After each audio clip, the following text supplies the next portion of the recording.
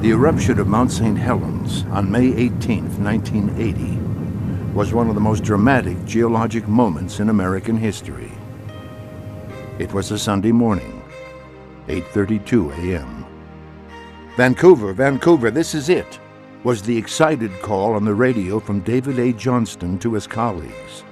Within minutes, the colossal eruption had caused hundreds of millions of dollars in damage, and 57 lives were lost, including Dave Johnston. For 2 months prior to that eruption, scientists with the U.S. Geological Survey and the University of Washington's Pacific Northwest Seismographic Network had been closely monitoring the volcano. All the deformation on the mountain was local to the mountain, and even more local than that was on the north side of the mountain only.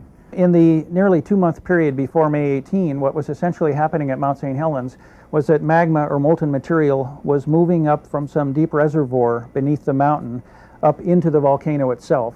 And it began to grow or form what we call a dome or a cryptodome inside the volcano.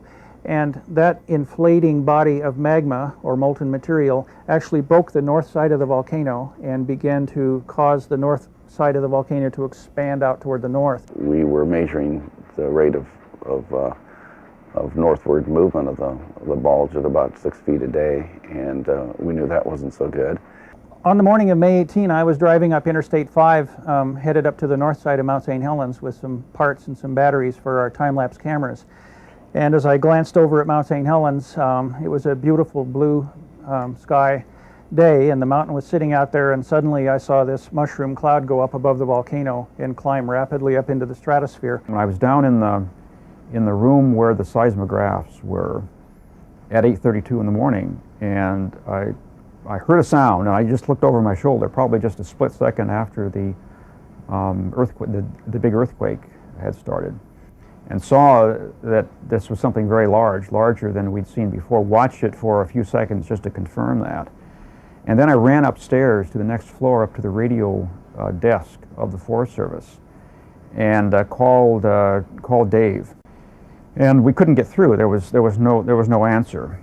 So I guess I had the realization right away that this was some kind of a tragedy. And on the one hand, it was this huge, exciting, and interesting magmatic eruption, and on the other hand, I was pretty certain that something terrible had happened to Dave. So it was a strange day for me. And we were off the ground probably at 9:05 or something like that. I mean, it was really, really rapid, and got up to the point where we could really see the mountain well, I suppose between 9:20 and 9:25, something like that. There was this terrific, very vigorous vertical eruption column that was the stem of the mushroom or the toadstool that then blossomed out at greater height. And for most of the morning we saw this tremendous ash cloud roiling out toward the northwest, and I can only assume that was coming off of the big pyroclastic flows that were going off in that direction that later built the pumice plain. It was a very eventful morning, but it was sobering, because I remember thinking up in the airplane that Dave just couldn't have survived this, especially when we got around to the west side and saw all this ash headed in his direction.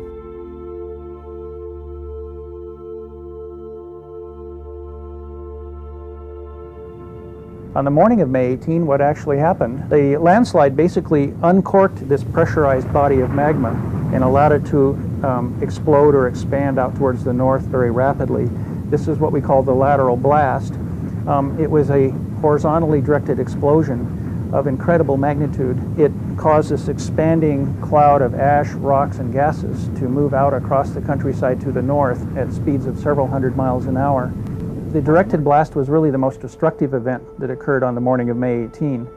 It completely destroyed an area of 230 square miles in the matter of somewhere between 5 and 9 minutes. It essentially killed every living thing within an area of 230 square miles, and it destroyed hundreds of acres of virgin forest, and it was an incredibly spectacular event.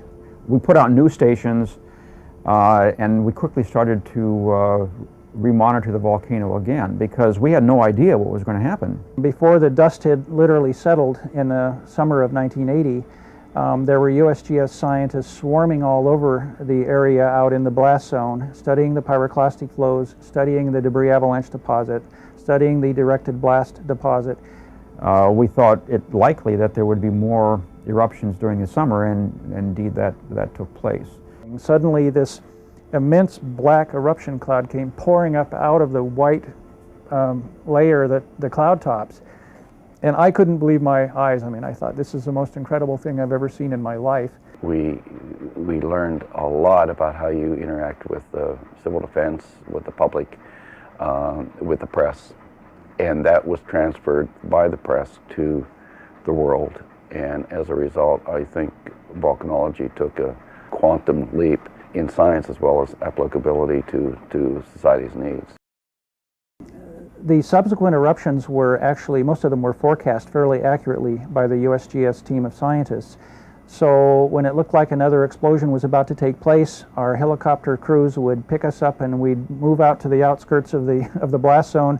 We'd watch and photograph the next eruption, and as soon as the eruption stopped, we'd race out there and study the deposits while they were still hot, while they were just after they'd settled onto the ground. So it turned out that the 6 years that Mount St. Helens was erupting in the early 1980s was an unprecedented opportunity for USGS scientists to study hot, fresh, young, and exciting deposits from explosive volcanism. We learned incredibly new and important bits of information about how volcanoes like Mount St. Helens work, what kinds of deposits are produced during these explosive eruptions, and how to anticipate and mitigate the consequences of explosive eruptions.